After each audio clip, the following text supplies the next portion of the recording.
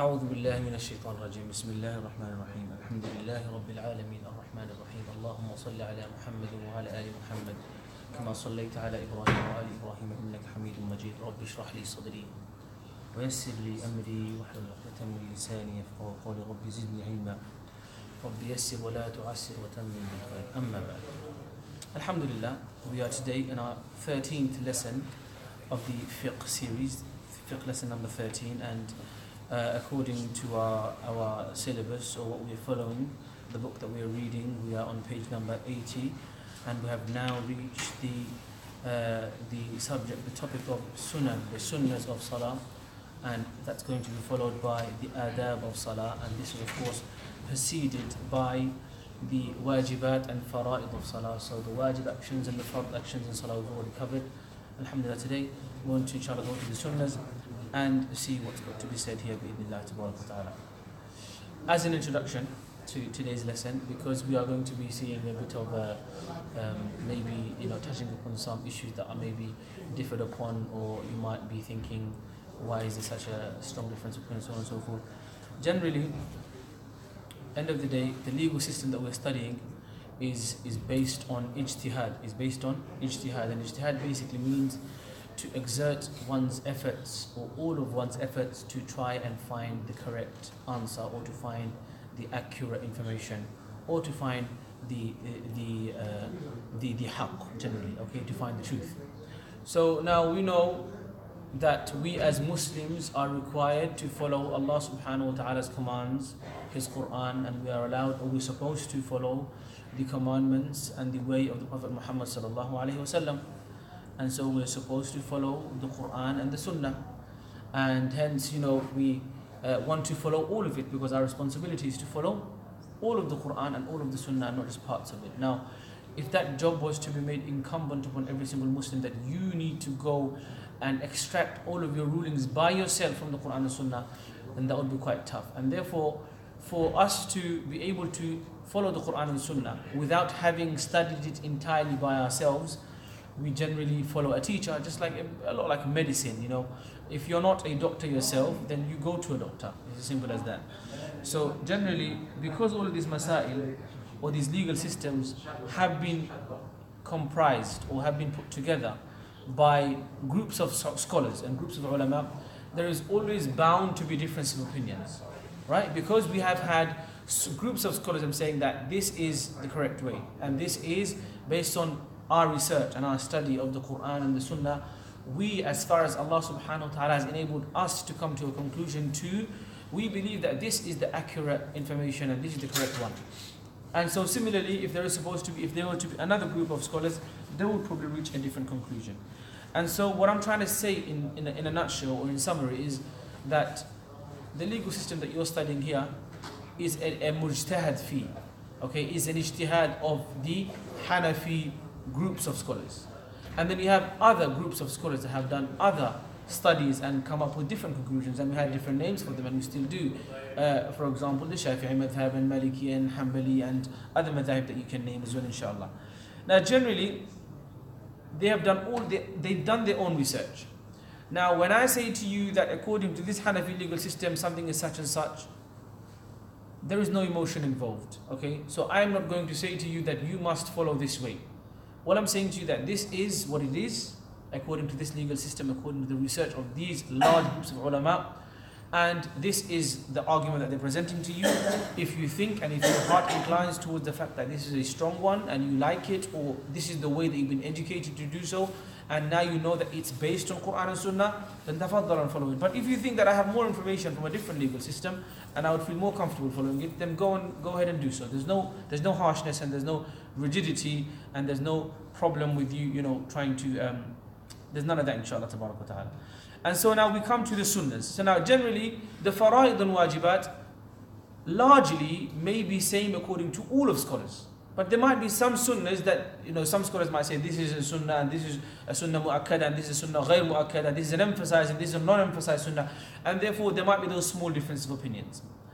But generally what's fard, what's wajib is generally quite clearly defined in the Quran and Sunnah, and therefore there's not much difference of opinions regarding it. But when it comes to the Sunan, like we said last week, you will see that it gets a bit more interesting, to say the least. So the first sunnah, emphasized sunnah of salah, okay, and we've spoken about fara'id and wajibat, and now we're saying the first emphasized sunnah mu'akkada of salah is before the tahrima, which is Allahu Akbar, to raise the hands parallel to the ears, except for the free woman who raises her hands parallel to the shoulders. Okay, so the man raises his hands up to his ears, Allahu Akbar, and he's saying here that the free woman, a woman, she raises her hands not up to her ears, but up to her shoulders. Why the difference of opinion, ya akhi? And the hadith is very, very clear that Prophet ﷺ has said, "Sallu kama ra'aytumuni usalli," that pray as if you have seen me pray, the way you have seen me pray. So why are you telling me and our sisters to pray differently? What's going on? Okay, that's a very good question, and it's a very it's a famous question now. It's a question that I had myself.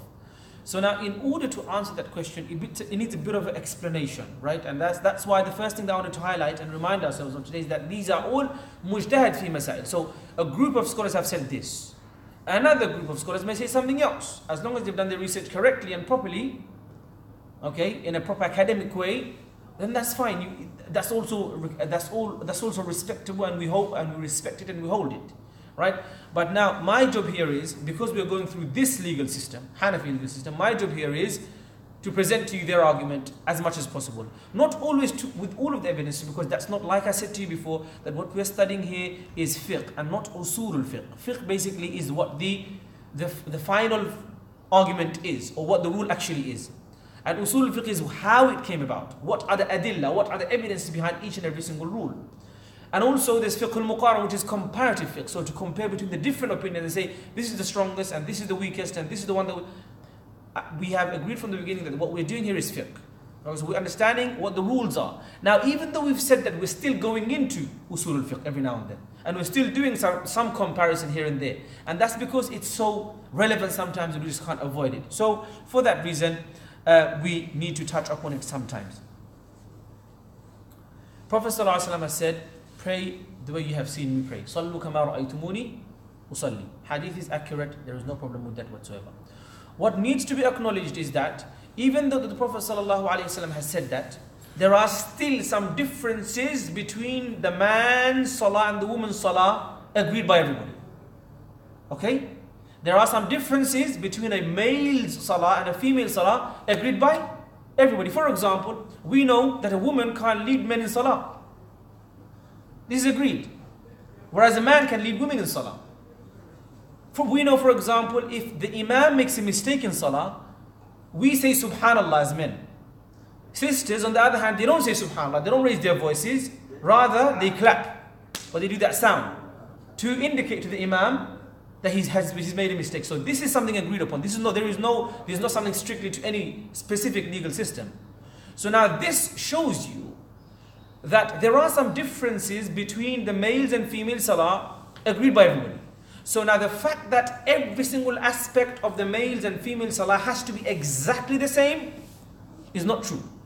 Okay? So according to everybody, there are some differences. And you will tell me, can a woman lead men in salah? Answer is no. We know that.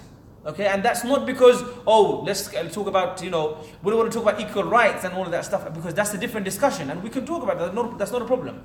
But generally, according to the Islamic legal system, which we have understood from the revelation of Allah subhanahu wa ta'ala, from the teachings of the Prophet Muhammad sallallahu alaihi wasallam, a woman doesn't lead a man in salah.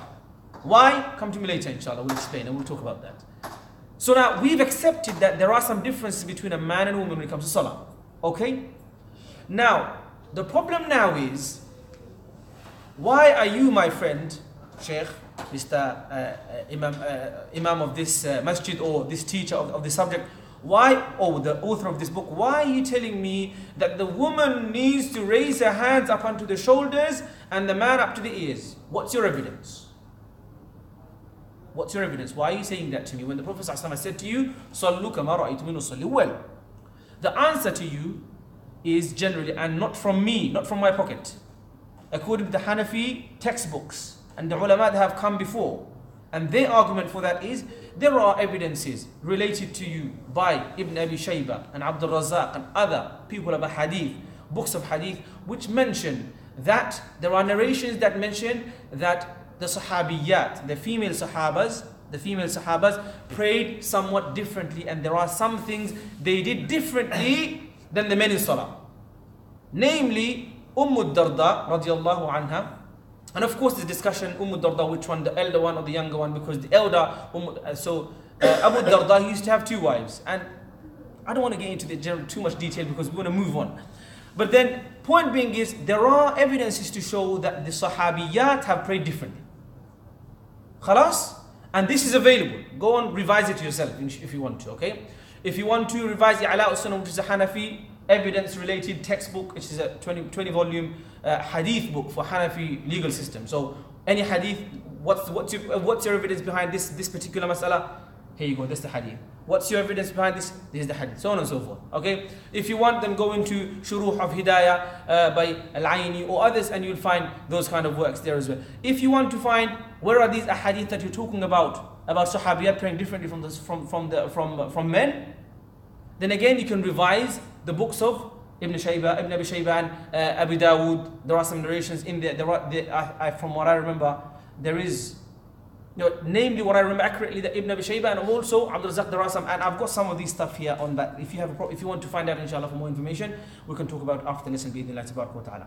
Now, it's there. Is it strong? Is it da'if? Is it sahih? What's the grading of it? That's again another debate. Right? We need to accept first of all that Imam Bukhari, when he said to you that this is sahih, this is according to his rules that he set out for himself to say that if this hadith meets these conditions, then this is sahih. This is the doing of who? Imam Bukhari. And similarly, Imam Muslim said that I will put down X, Y, Z conditions. And if this hadith meets these conditions, then it is sahih and it will be in my book. Does that make sense? So now the grading of sahih and da'if is also somewhat mujtahad fi, somewhat ijtihadi. Khalas? So now what, for example, Abu Dawood rahimahullah thinks is sahih might be different from what Imam Muslim rahimahullah thinks is sahih. For example, Imam Muslim differed with his Ustad Imam Bukhari on a particular condition, that Imam Bukhari said that for something to be authenticated, you must meet the person that you're narrating from. And this is there in Muqaddimat al-Muslim, and you know this is very famous. Whereas Imam Muslim said that for me to authenticate someone, I don't necessarily need to meet someone. As long as I can trust it, it's okay. It can be considered to be authentic. So you can see that there are some differences when it comes to what you consider to be sahih. Now, the ahadith are there. Are they sahih? Are they da'if? Are they acceptable? Are they not? Again, mukhtalaf fi, but obviously the people that have accepted it, the Hanafi legal jurists or even the other madahib who have accepted it, they have thought it to be correct. Does that make sense? A general rule for you to know, and then inshallah we'll move on. We don't waste too much time. And I hope this will open up the doors to the other differences of salah, differences that in salah that women pray differently in different positions. There is another factor. When you have evidence, let's say for example I have a hadith here, I have another hadith here. Okay? Ulama, when they see many ahadith, the first responsibility for them to do is to try and act upon all of the hadith. We've said that just a little while ago. So the first responsibility is to try and act upon all of the hadith, because we don't want to leave a hadith out without an excuse. Khalas? Now, as long as all of these ahadith are not contradicting, are not stopping, are not fighting with each other, it's possible to act upon all of them. Are we following so far, inshallah? Now, what happens when it contradicts? We have two hadith that are clashing against each other. That's when the mas'ala of tarjih comes in. Which one is stronger? Let's compare the two. But generally, if we have a sahih hadith that says to you that sallu kama ra'aytumuni usalli, that pray as if you have seen me pray, and then we have other ahadith which say that women, yes, they pray like the Prophet sallallahu alaihi wasallam in mass majority of the salah. They stand, they do ruku', they do sujood, they do qira'at al-Fatiha, and they do qira'ah of subhanakallahumma wa bihamdika subhan rabbik, and everything else. But there are some evidences to show that it is somewhat different in certain parts. What do we do? I said to you before that ulama, they generally find a hadith there is more than one hadith, they try to accept all of it unless there is a contradiction. What I'm trying to say to you is, as long as the ahadith which are being narrated by the jurists of these legal systems who are saying to you that, women pray differently, as long as it's not directly contradicting against something more authentic, then there isn't a problem. Does that make sense to you? So now, if there is something that says to you that women are not allowed to be different at all from the salah in men, from in their salah from men, then we have evidence, and then we have a problem. Then we need to argue because there is a contradiction. But we have one evidence that says, pray like the Prophet ﷺ, and he said, yes, the sister will stand up, Allahu Akbar, Alhamdulillah Rabbil Alameen. She will do all of that, like the Prophet ﷺ. Where she will place her hand? Where she will place her hand? We learned that from another hadith or other hadith. Does that make sense to you so far? Generally, what I'm trying to say to you that some people would like to give the impression that there is no basis. There is some basis. Okay, is that basis respectable or acceptable by everybody? Debatable. Let's debate, and we can, or let them debate. Let's not debate because then it will take forever. Let them debate, and the debate's ongoing. So I just want to, inshallah, as an introduction, to say that whenever I say to you that sister prays like this and sister prays like that, different from a man, there is something behind it, generally. If you want to find out where, when, why, what, how, we can talk about it, inshallah, tabarak wa ta'ala. And there are loads of works written on this. It's not something that people just pulled out of their pockets, okay? Things would not be recorded in Islamic history and last for years and years and centuries if it was just baseless. It would be chucked out at some point. So the fact that it's continued is also an indication that, inshallah, there is something to it. Let's go into it now. Before the tahrima, to raise the hands parallel to the ears, except for the free woman who raise her hands parallel to the shoulders. And that's available in the hadith of Darda, which has been narrated by Al-Bayhaqi, if I remember correctly. But from now, no more evidences because that's going to take too much time. Not to say there isn't. There is, but this is fiqh, which is the rule itself. What's the rule so that I can practice it and implement it, inshallah? To keep the fingers slightly spaced apart for tahrima. Okay, so when I say Allahu Akbar, like this, not like that, okay? So Allahu Akbar. Also, we say, will come inshallah, everything will come inshallah, tabarak wa ta'ala. For the man to place the right hand over the left hand, under the navel, for the woman to do so on her chest. So a man, under the navel belly button, nabir tole, we basically left hand and then the right hand on top of it, and that's how a man does it. And again, is it there? Is it on the chest? Loads of brothers do on the chest.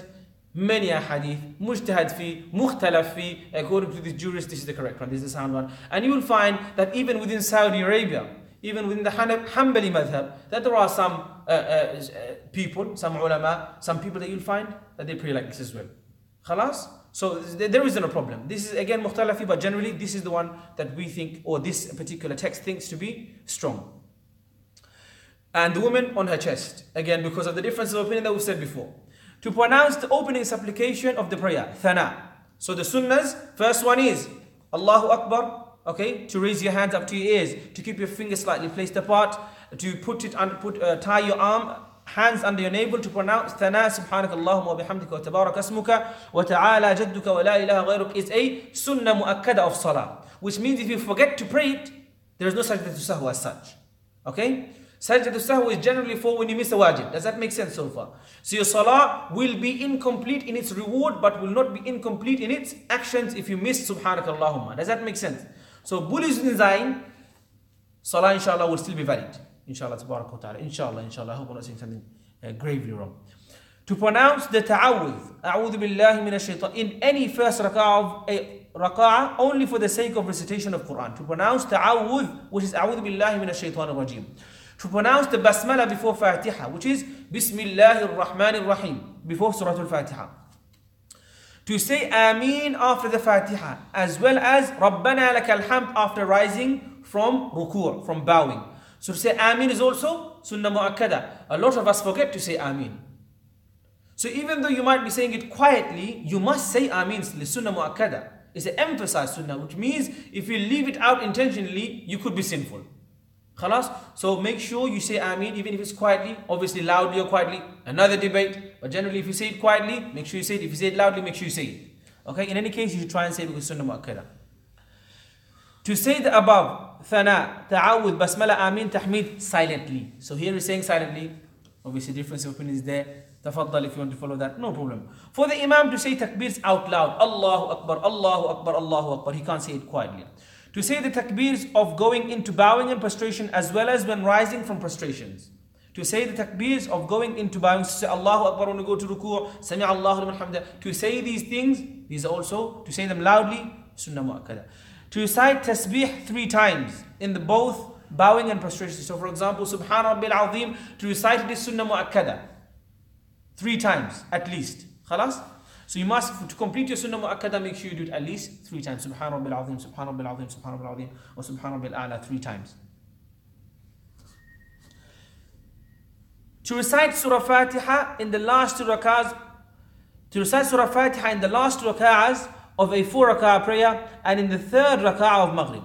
So now generally, if it's a 4 rak'ah salah, as you know it's a 4 rak'ah salah, if it's a fard salah, then you need to recite Surah Fatiha and another surah in the first 2 rak'at and just Surah Fatiha in the last 2 rak'at. If it's a Maghrib salah, a 3 rak'ah salah or witr salah generally, wajib salah, then in the first rak'ah Surah Fatiha and a surah, and in the last rak'ah Maghrib or witr, just Surah Fatiha and, no sorry, if it's in Maghrib, then just Surah Fatiha. If it's witr, according to Hanafi legal system, and again debate which way, if it's the way that you pray normally, or if it's the way the 3 you pray together with 1 tashahhud in the middle and then Allahu Akbar and Allahumma nasta'inuka, if that's the way, then you say Allahu in the 3rd rak'ah Surah Fatiha, another surah, and then also Allahumma nasta'inuka after the takbir itself, of raising your hands, of the qunut. To send blessings upon the Prophet ﷺ in the final sitting. So after saying at-tahiyyatu, because the tashahhud itself is wajib, okay? But to say Allahumma salli ala Muhammad wa ala ali Muhammad, Allahumma barik ala Muhammad wa ala ali Muhammad is sunnah mu'akkada, it's an emphasized sunnah. And therefore, if someone was to say salam straight after saying at-tahiyyatu lillahi wa salawatu wa tayyibin, finishing at-tahiyyat and say salam, then his salah will still be valid, okay? And so if you're in a super rush sometimes, super rush, then you might need to suffice with just at-tahiyyatu. But generally you should try and say Allahumma salli, Allahumma barik in all of your salahs, because it's a very emphasized sunnah. To supplicate afterwards using words that do not resemble normal human speech, so as to not invalidate the prayer. See related note. So generally there's a rule that in salah you can't speak to another human being, or you can't use human language. So you can't say how are you in salah, that would break your salah. You can't say what are you doing. These are normal human speeches, and therefore the du'as that you recite in salah need to be of narration from the Prophet ﷺ or from the Quran. So رَبَّنَا آتِنَا فِي الدُّنْيَا حَسَنًا رَبَّنَا ظَلَمْنَا رَبَّنَا هَبْ لَنَا رَبِّ زِدْنِي عِلْمًا رَبِّ اشْرَحْ لِي صَدْرِي اللَّهُمَّ آتِنَا رَبَّنَا آتِنَا فِي الدُّنْيَا حَسَنًا. And there are so many du'as in the Quran and the Sunnah, and we are recommended that we should recite these du'as in salah, especially in a fard salah, of course, generally. So to say Allahumma salli Allahumma and Allahumma inni dhalamtu is the one that we normally recite. If you want to recite other du'as as well, it shouldn't be a problem, inshallah, as long as it is authenticated from the Sunnah and the Quran, because we're not allowed to use human speech in salah itself. As for begging Allah in whichever way you want, outside of salah is not a problem. But in salah, it's a sacred activity, it has to be ma'thur, it has to be based on tradition, it has to be based on teaching, because again, sallu kama ra'aytumuni usalli, pray the way you have seen me pray. Khalas? So this time the evidence is for you. But it's always for you, inshallah, tabarak wa ta'ala. To turn one's head right and left when making salam. Assalamu alaikum wa rahmatullahi wa barakatuh, or assalamu alaikum wa rahmatullahi, assalamu alaikum. Just the way you do in salah, and it's very known. To intend to greet the congregation, to intend to greet the congregation, guardian angels, and imam when making the closing salams. Okay, assalamu alaikum wa rahmatullah. The intention behind it is to meet the congregation, guardian angels, and the imam when saying these salams. Khalas, can we move on now? These are 16 sunan of salah itself. Okay, it's important to remember what they are. Just quick revision. So to raise your hands up to your ear level, or for a sister up onto her shoulders. To keep your fingers apart when you say Allahu Akbar. For a man to place his right hand over his left, below his navel. For a sister to do that on her chest. To pronounce the opening supplication, which is the thana. Pronounce the a'udhu billah, to say bismillah ar-Rahman ar-Rahim as well. To say amin after surah Fatiha. To say these things, these du'as, subhanak Allahumma and a'udhu billah and bismillah. To say them silently. For the imam to say takbirs out loud.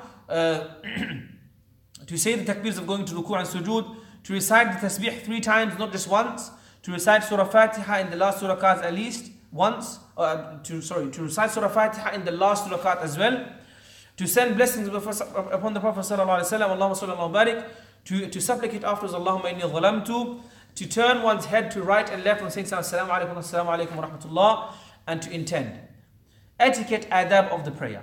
Among them, there are some adab. So we've learned fara'id of salah, wajibat of salah, sunan of salah, and now some adab of salah. Okay? To wrap it all up, inshallah, tabarak wa ta'ala. Among the adab of salah are the following. For the man to take his hands out of his loose flowing sleeves when performing tahrima. Okay, so for example, I have quite common sense. I've got very long hands, very long sleeves.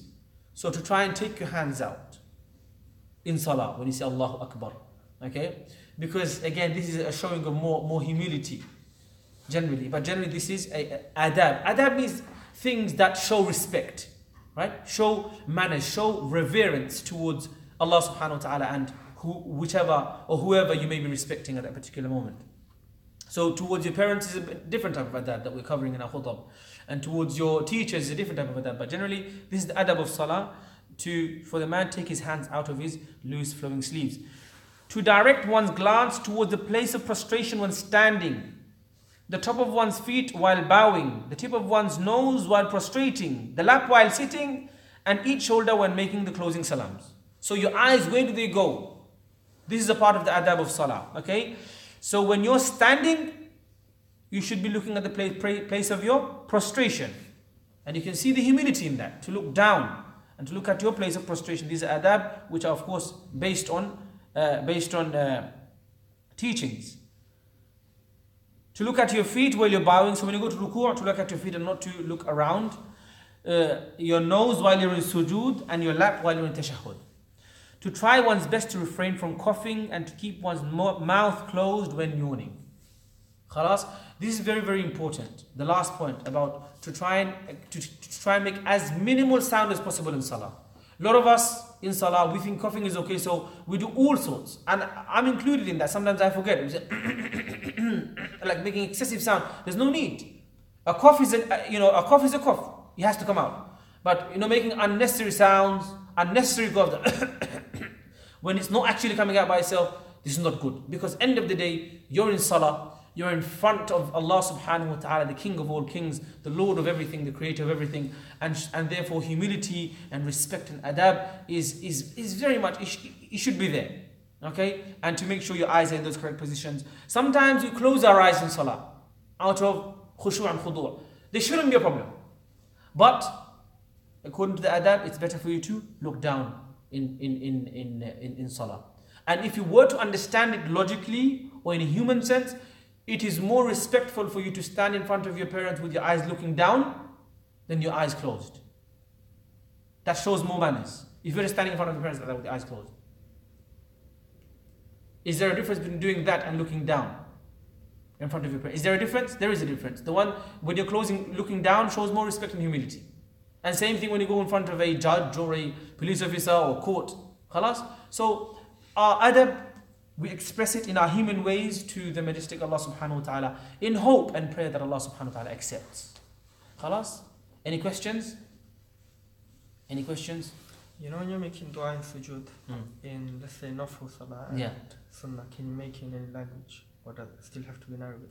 It should be in Arabic, and also it should be according to the prophetic prayers in salah. Okay? Because again, it's a part of the salah. And therefore, salah should be based on how the Prophet ﷺ has taught it. Okay, there is some looseness and some relax. It's more relaxing, I think, according to other opinions generally, that you can say anything as long as Arabic.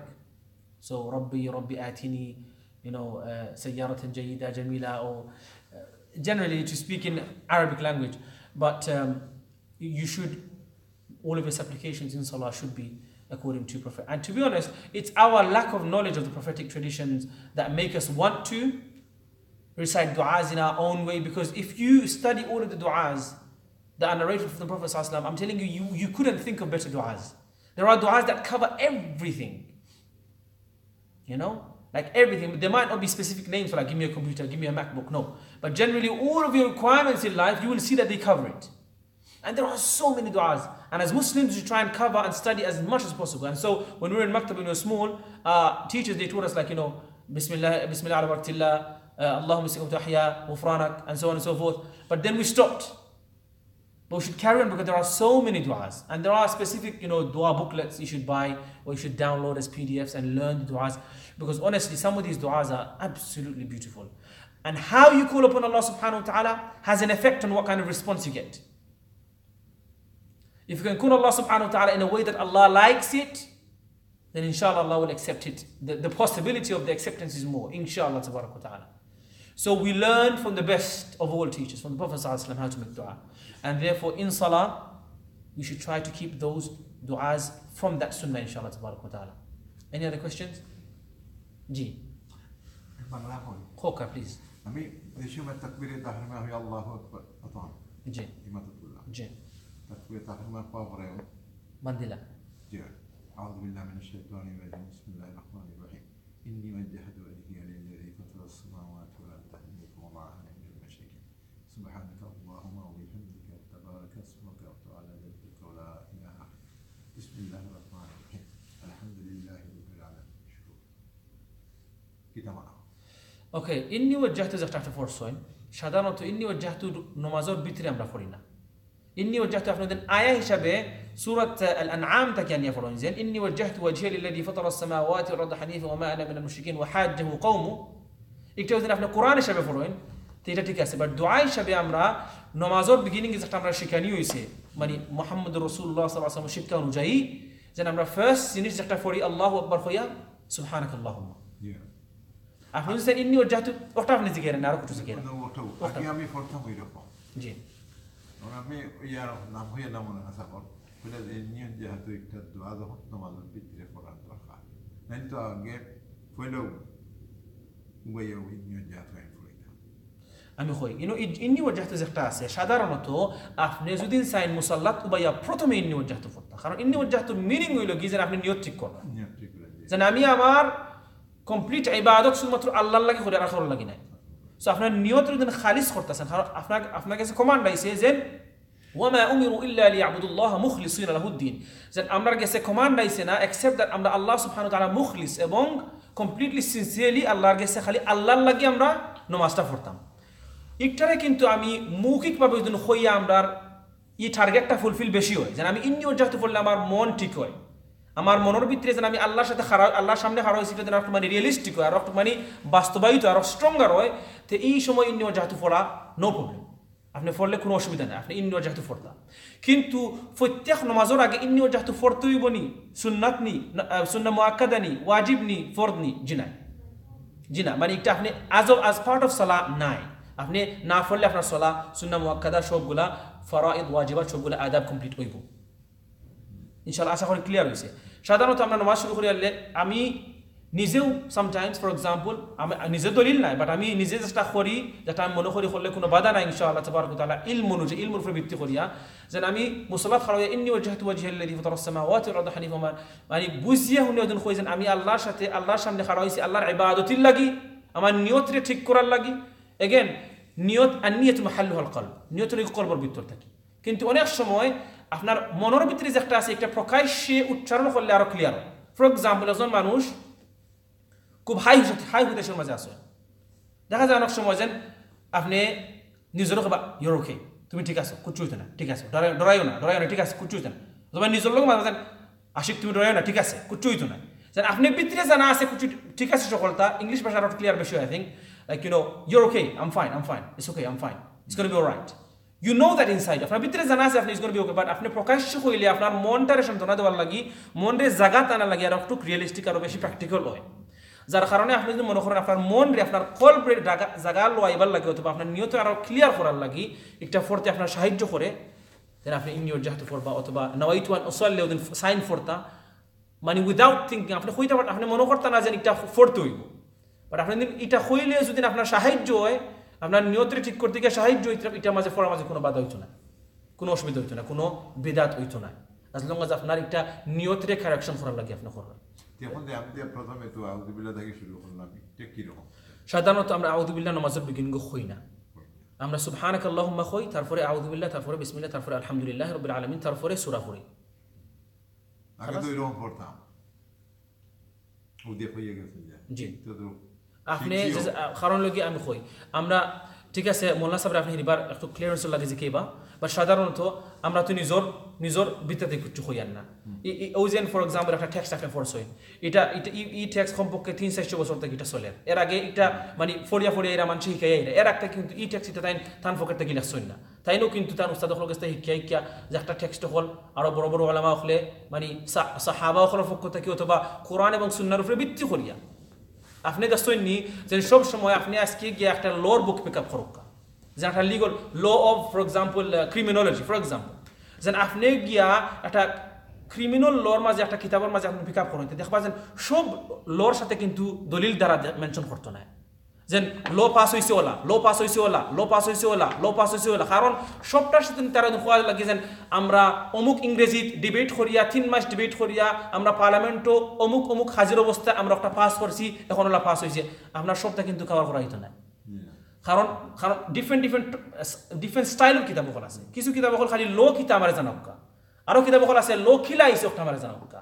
আর একটা আছে লো যতটা আছে সবটা এখানে করিয়া আমি comparison করি, মানে সব একাডেমিক টপিক কিন্তু সমান সব সময় না, এটা সাবজেক্ট ডিফারেন্ট থাকতে পারে, যার কারণে আমরা যেটা করি এটা রকম ফিক মানে লো কিতাব আমার হোক, কিন্তু আমরা তবু ইঙ্গিতরা কারো হই আর যেন মানে দলিল ওগুলা যাতে আপনি নিজে সান্ত্বনা থাকতে পারে যেন বেটায় আন্দুমাত্রা না, কিছু দলিল আছে একটা বিহাইন্ড ইনশাআল্লাহ তাবারাক ওয়া তাআলা, অথবা অনেক ফুল দলিল আছে ইনশাআল্লাহ, বাট জেনারেলি মানে নিজর ওয়ালাকিন লিয়াতমাইন্না কলব, যাতে আমার কলবটা মুতমাইন থাকে এবং মানে ডাউটফুল হয় না ইনশাআল্লাহ তাবারাক ওয়া তাআলা। ঠিক আছে, আমরা তো হারাইয়া অন্য জাত করে দিতাম, এটা আগে আপনি ফরিয়া থাকেন যে ইনশাআল্লাহ ভুল রব্বানা লা তুআখিযনা ইন নাসিনা ওয়া আখতানা, যেগুলা ভুল হইছে অথবা যেগুলা ভুল করছি অথবা ভুলিয়া করছি, একটা আছে ভুল করার একটা ভুলিয়া করা, এগুলার ব্যাপারে ইনশাআল্লাহ আল্লাহ অসুবিধা হইতো না ইনশাআল্লাহ। যখন অন্য জাত করতাম না আমারও যেন আপনি জিজ্ঞাসেন যে নমাজের সিস্টেম কিলা, তা আপনারা মানে বুক অনুযায়ী যেটা ফরজি অনুযায়ী যেটা জানা মানে কোরআন শরীফ কোরআন সুন্নাহর অনুযায়ী যেটা লিখেছেন প্রথমে উঠিয়া সুবহানাকাল্লাহুম্মা تكبيرة التحريم خاشع الله أكبر سبحانك اللهم وبحمدك وتبارك اسمك وتعالى جدك ولا إله غيرك أعوذ بالله من الشيطان الرجيم بسم الله الرحمن الرحيم الحمد لله رب العالمين الرحمن الرحيم آمين قل هو الله أحد for example الله أكبر سبحان رب العظيم سبحان رب العظيم سمع الله لمن حمده ربنا لك الحمد حمدا كثيرا طيبا مباركا في زين عاد خرطة زين أكتر الله غير صواب إن شاء الله بيشوف beautiful الدعاء الله أكبر سبحان رب العالى 3 times الله أكبر اللهم اغفر لي الله أكبر سبحان ربي الأعلى الله أكبر الحمد لله رب العالمين بسم الله خيبا زيت السورة فاتحة أجي بسم الله فرata Uttam better ঠিক আছে ইনশাআল্লাহ any other questions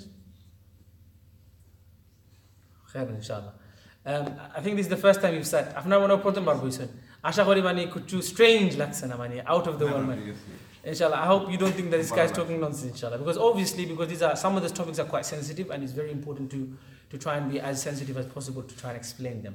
And like I said to you, end of the day, যখন মানুষের যদি অন্য দলিল অনুযায়ী অন্য মযহব অনুযায়ী অথবা কিতাব অনুযায়ী মযহব কইলে কারণ মানুষে কইবা যে কিতাব মযহব কিতাব what's the need for আমি কইমু যে অন্য কিতাব অনুযায়ী অন্য উলামা আখতার কোরআন এবং সুন্নাহর এক্সপ্লেনেশন অনুযায়ী যদি আপনি যদি অন্য একটা স্টাইলে করতে চান আমার কোনো বাধা নাই, আপনারা কেউ কোনো দরাবান্ধা করতে না। এন্ড অফ দ্য ডে আল্লাহ আপনার নামাজ আপনার রোজা আল্লাহর লাগি আপনি করবেন, এটা আল্লাহর সাথে আপনার কোশ্চেন দিব, কিন্তু আমার কোনো ইন্টারফারেন্স নাই।